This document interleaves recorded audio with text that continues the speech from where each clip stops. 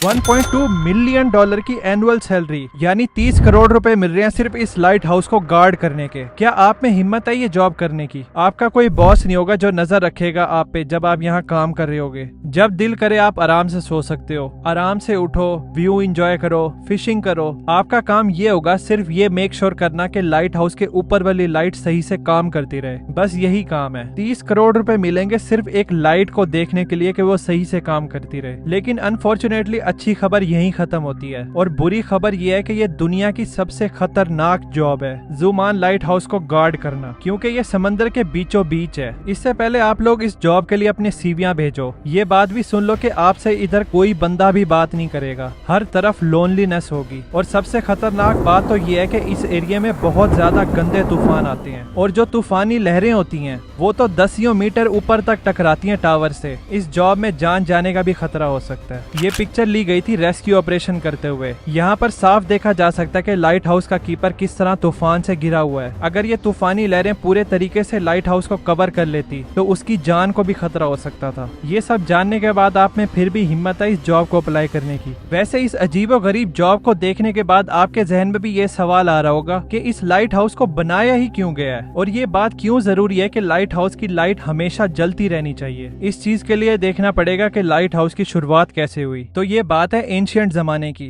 जब सफर करने के लिए ना ही रोड्स हुआ करते थे और ना ही कोई गाड़ियां। तो लंबे सफर करने के लिए सबसे बेस्ट तरीका था पानी। एक बंदा था जिसका नाम था कैप्टन मार्सियस। ये बड़ा ही जबरदस्त सेलर था और अपने खतरनाक समुद्री सफर के बारे में जाना जाता था। इसके साथ एक इंसिडेंट होने वाला था। शिप्स तो पहले जमाने में लकड़ियों की होती थी, तो एक रात कैप्टन पानी में बहुत ही अंधेरे वाली जगह से गुजर रहे थे। पानी के नीचे बड़ी बड़ी रॉक्स थी जिससे इनकी शिप टकराती है। शिप में सुराख हो गया और वो उलट भी गई और इनको बहुत ज्यादा नुकसान हो जाता है। इस इंसिडेंट के बाद कैप्टन मार्सियस ने सोचा कि इस प्रॉब्लम का कोई ना कोई सोल्यूशन जरूर होगा जो इनको इस किस्म के खतरे से वार्न कर सके। अब ये तो हो गई एक प्रॉब्लम। दूसरी प्रॉब्लम ये है कि आपको पता है कि ओशियन बहुत ज्यादा बड़ा है और पैसिफिक ओशियन तो बस छोड़ ही दो। अगर हम पूरी दुनिया का लैंड एक जगह इकट्ठा कर दें 7 कॉन्टिनेंट्स को मिला के, तो भी पैसिफिक ओशियन ज्यादा बड़ा होगा। इसको छोड़ो, अगर हम 5 मून्स भी इस एरिया में रख दें तो भी पैसिफिक ओशियन ज्यादा बड़ा होगा। अब आइडिया हो गया होगा आपको कि ये कितना बड़ा ओशियन है। जब पुराने जमाने में सेलर इस ओपन पानी में सफर करते थे तो उनको कुछ भी नहीं पता होता था कि अगली जमीन कितनी दूर है और इवन उसका रास्ता किधर से है। नेविगेशन उस दौर में दुनिया का सबसे बड़ा मसला था। जीपीएस या कोई एडवांस सिस्टम तो होता नहीं था जो सेलर्स को गाइड कर सके रास्ते के बारे में। जीपीएस इन्वेंट हुआ था 1973 में और पब्लिक के लिए अवेलेबल था 1978 में। कभी कभी गूगल मैप्स पे भी हम लोग टर्न को स्क्रीन पे देखने के बावजूद भी गलत मोड़ लेते हैं। फिर ये पुराने लोग तो क्या ही करते होंगे। तो इन सेलर्स को सूरज पे रिलाय करना पड़ता था, सितारों पे रिलाय करना पड़ता था और शुरुआत के कुछ नेविगेशन टूल्स पे इस ना खत्म होने वाले समंदर को पार करने के लिए। सिर्फ इस नेविगेशन की वजह से 3-4 मुसीबतें और आ जाती थी, जैसे कि कैप्टन एलएस को आई थी। पुराने जमाने में कैप्टन अपने क्रू के साथ पैसिफिक ओशियन क्रॉस कर रहे थे तो रात में एकदम से बादल आ जाते हैं जिसकी वजह से सितारे छुप जाते हैं, जिनको ये देखकर रास्ते का पता लगा रहे थे। और फिर समंदर के इस हिस्से में बहुत तेज तूफान आता है तो ये लोग रास्ता भटक जाते हैं। जब सुबह होती है तो ये लोग ओपन ओशियन में लॉस्ट हो गए थे। क्रू के पास ना ही कुछ खाने के लिए बचा था और ना ही कुछ पीने के लिए। भूख और प्यास की वजह से क्रू का बुरा हाल होता है। आपको भी पता होगा कि ओशियन का पानी हम इंसान नहीं पी सकते क्योंकि ये बहुत ही ज्यादा नमकीन होता है। इसके पीने से इंसान की मौत भी हो सकती है। तो ये लोग पानी में होने के बावजूद भी प्यासे थे।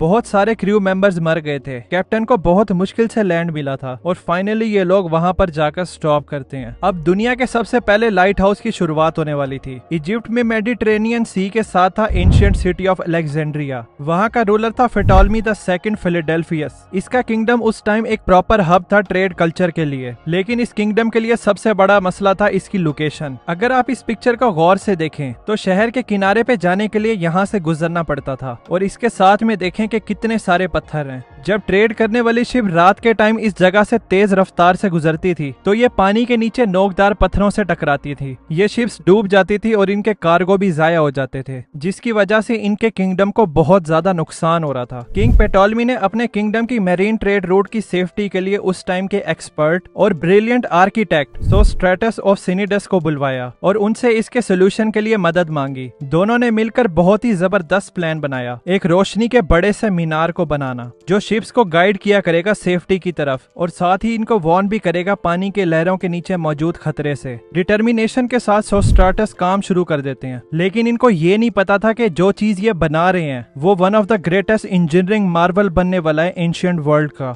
The Feroz of Alexandria. Alexandria के साहिल पे आइलैंड ऑफ फेरोज के ऊपर ये लाइट हाउस चमकती हुई बुलंदियों पे पहुंच गया। इसकी हाइट थी 384 फीट और इसको व्हाइट मार्बल से बनाया गया था। इस लाइट हाउस के ऊपर बहुत बड़ी आग जलती थी जिसको हर वक्त ऑयल और लकड़ी की सप्लाई मिलती रहती थी। इस लाइट हाउस को दुनिया के 7 एंशिएंट अजूबों में से एक भी माना गया था, लेकिन सिर्फ इसके साइज की वजह से ये लाइट हाउस अमेजिंग नहीं था, बल्कि इसके पीछे इसका जीनियस डिजाइन भी था। सोस्ट्राटस ने लाइट को और ज्यादा बढ़ाने के लिए मिरर और लेंस का सिस्टम भी बनाया था, जिसकी मदद से मीलों दूर जहाज को भी इसकी रोशनी आराम से दिखाई देती थी। जैसे ही लाइट हाउस के बनने की बात फैलती है तो दूर के सेलर्स ने सुकून का सांस लिया। अब उन लोगों को इस लाइट हाउस की वजह से अलेक्जेंड्रिया के पास पथरीले पानी को नेविगेट करने की जरूरत ही नहीं पड़नी थी। तो ये दुनिया का पहला लाइट हाउस एक सेफ्टी का सिंबल बन गया था सेलर्स के लिए, और यहाँ से फिर लाइट हाउस का कॉन्सेप्ट पूरी दुनिया में फैल गया। पहले तो ये लाइट हाउस समंदर के किनारों पे बना करते थे, लेकिन जब वक्त के साथ साथ दुनिया भर में ट्रेड बहुत ज्यादा शुरू हो गई तो समंदर के बिजी ट्रेड रूट के बीच में जिधर रॉक्स पानी के ज्यादा करीब होती थी और जिन रॉक्स से शिप को ज्यादा खतरा होता था कि ये कहीं इनको डुबा ना दें, उन जगहों पर भी लाइट हाउस बनना शुरू हो गए थे। इसी वजह से समंदर के बीचों बीच डिफरेंट लोकेशन पर आपको ये लाइट हाउस देखने को मिलेंगे। शुरू में इन लाइट हाउस पर आग जलती थी, लेकिन ये कोई आइडियल सिचुएशन नहीं थी कि रोज लकड़ियां, ऑयल और कोल को हर वक्त इस्तेमाल करना। इसके बाद कैंडल्स, गैस लैंप और ऑयल लैंप्स आ गए थे, लेकिन आग की लाइट इतनी ज्यादा ब्राइट नहीं होती थी। जब इलेक्ट्रिसिटी प्रोड्यूस हुई थी और लाइट बल्ब की इन्वेंशन होती है तो ये लाइट हाउस भी इलेक्ट्रिक बल्ब पर शिफ्ट होना शुरू हो गए थे, क्योंकि इनकी लाइट ज्यादा होती है। लेकिन फिर भी लाइट हाउस इस लाइट को मीलों दूर किस तरह रिफ्लेक्ट करते हैं, इसका जवाब है ये लेंसेज। 1800 तक इन रिफ्लेक्टर को लाइट सोर्स के पीछे लगाया जाता था, लेकिन उस टाइम के इंजीनियर्स को एक बात पता चलती है कि लाइट को और ज्यादा फोकस किया जा सकता है कि लेंस को अगर हम लाइट के सामने रखें। लेकिन इसमें मसला ये था कि जितना मोटा लेंस होगा उतनी ही कम लाइट होगी। तो यहाँ पर आ जाते हैं फ्रेंच फिजिसिस्ट और इंजीनियर फ्रेस्नेल, जिनके पास बड़ा जबरदस्त सोल्यूशन था। इन्होंने लेंस को एक तो बारीक कर दिया और उसके डिजाइन को इस तरह बनाया था कि सारी लाइट एक ही पॉइंट पर फोकस कर रही थी। इस तरीके से फैली हुई लाइट को एक सिंगल डायरेक्शन में भेजा जा सकता था। आज मोस्टली लाइट हाउसेज में फ्रेस्नेल लेंसेज इस्तेमाल होते हैं। इस इनोवेशन ने लाइट हाउस को रेवोल्यूशनाइज कर दिया था और लाइट को मीलों दूर से आराम से देखा जा सकता था। तो इस तरह इन लाइट हाउस की मदद से शिप्स को खतरे का आराम से पता चल जाता था। तो वो जो वीडियो के शुरू में मैंने आपको जॉब बताई थी कि ज़ुमान लाइट हाउस में रहने के लिए आपको 30 करोड़ रुपए मिलेंगे, सिर्फ आपने ये देखना कि लाइट हाउस की लाइट जलती रहे। अब भी क्या आप लोग इस जॉब को करने के लिए इंटरेस्टेड हैं? कमेंट्स में जरूर बताना। ये लाइट हाउस तो एंशिएंट जमाने में बना था और इसने पूरी दुनिया की मैरीन ट्रेड की सेफ्टी को रेवोल्यूशनाइज कर दिया था। ये तो एंशिएंट राजा की तरफ से बहुत अच्छा कदम होता है, लेकिन हर एंशिएंट राजा भी अच्छा नहीं होता, बल्कि इन्होंने तो जुल्म की हदें पार की हुई थी। ये राजा छोटे छोटे क्राइम्स पर ऐसी सजाएं देते थे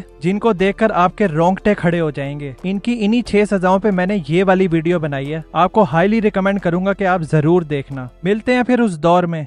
थैंक्स फॉर वॉचिंग।